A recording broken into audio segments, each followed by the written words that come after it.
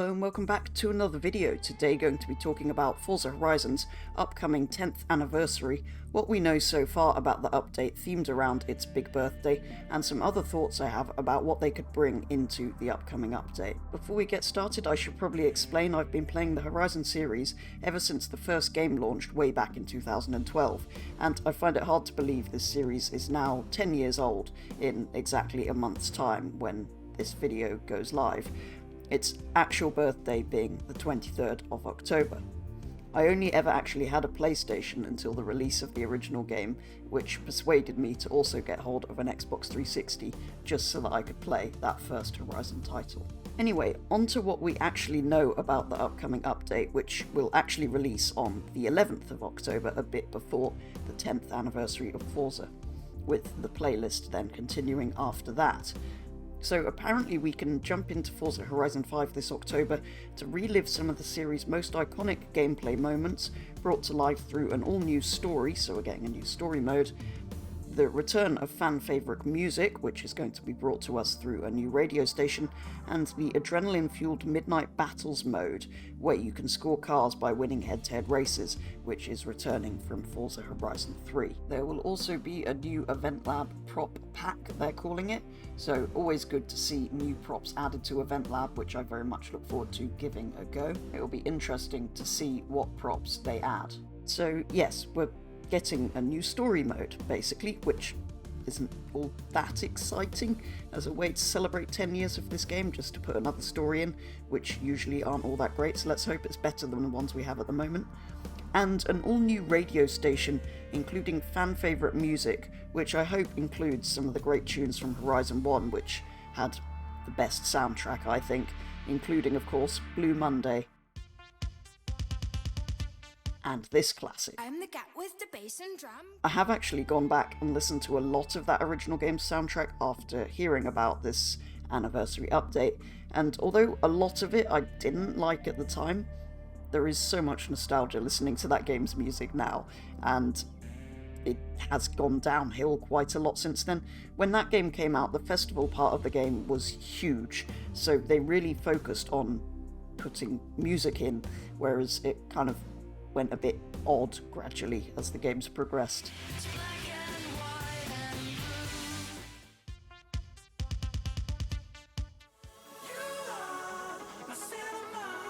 I'm the cat with the bass and drum.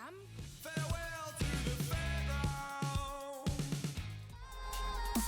Sometimes I get a good feeling. I'm a lonely boy. If you're with me now, show me a sign. See you come a long way. Stand by me. Anyway, I hope you enjoyed those quick clips of some of the songs that featured in that first game. As well as this, Playground Games have said we will get 4 weeks of anniversary-themed events and challenges in the festival playlist, highlighting each previous game. It therefore makes sense that each of the 4 weeks of the season will be themed around one of the previous Horizon titles, with Week 1, Summer, being themed around Horizon 1, Week 2, Autumn, being themed around Horizon 2, Week 3, Winter, being themed around Horizon 3, and Week 4, Spring, being themed around Horizon 4. Hopefully that also means the prize cars each week will be icons from those previous titles, maybe even cars that up until this point have only exclusively featured in the respective titles that they are from. So, excluding cars from brands we already know haven't been possible to license in Horizon 5, such as Alfa Romeo and things like that, some of my favourites that have so far only featured in the first Horizon title and could feature in Horizon 1 themed week are the Audi R8 GT, or the GT Spider, given we now have working roofs with that folding up and down would be amazing, the Devon GTX,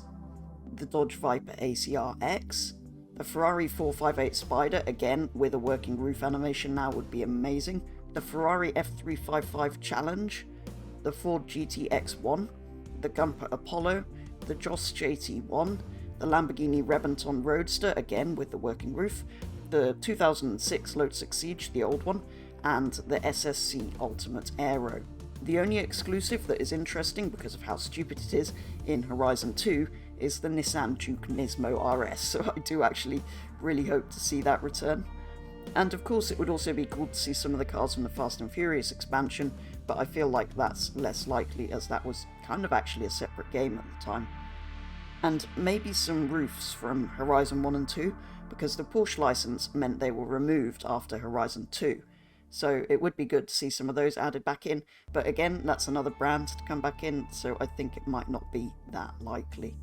Some of my favourite exclusives from Horizon 3 that could be included in the third week are the BMW 507, the Mercedes 300 SEL, the Opel GT, the Renault Alpine V6, and Rolls-Royces would be cool, but I don't think Forza will be able to license those as they haven't been able to since Horizon 3. And similarly to that, the Tesla Model S would be kind of interesting to have alongside the growing number of electric cars that we have in Horizon 5. And of course, more than either of those, it would be amazing to see any of the GT3 cars and other track cars that were added as part of a DLC to Horizon 3. But as with the Horizon 2 Fast and Furious expansion cars, I don't think they're that likely to return. And finally, for the fourth and final week, some of my favourite exclusive cars from Horizon 4 are things like the Austin Healey, the BMW Z8 from the James Bond pack, the Cadillac Eldorado Biarritz, the Cadillac Limousine, the MGA, the MGB GT, the Morgan Aero GT or Aero Supersports, the VW IDR Hill Climb car, and the Volvo Iron Knight.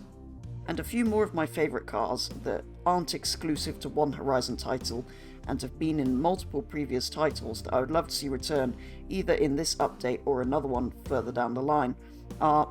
obviously the Aston Martin DBS, but also the Aston Martin V12 Zagato, despite the fact I don't like Zagatos,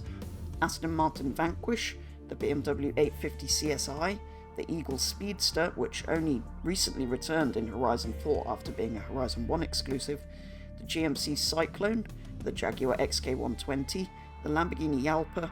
Mercedes SLR McLaren, one of my favourites on that list, and the Subaru Brat. Again, I don't expect to see all of them added, but if even any of these are added with this update or later in the lifespan of the game, I'll be happy, particularly if they add the Aston Martin DBS. Maybe though, some of the cars mentioned here, if they don't go into the playlist, would be some of the prizes for the Midnight Battles that are returning. I have also seen a few people suggest that maybe Forza editions of all of the previous cover cars would be cool to see, which they would be, but one thing Forza seemed to stick to is to not use the same car as a Forza edition more than once, and we've already had a Huracan Forza edition in Horizon 3, and I just kind of feel like it's not really that likely to happen anyway. As ever though, do let me know what you think of what we know about this update so far, and what you think of the cars that I've listed. Which would you most like to see return? For now though, that is going to be all, so thank you very much for watching, and I will be back with the next video very soon.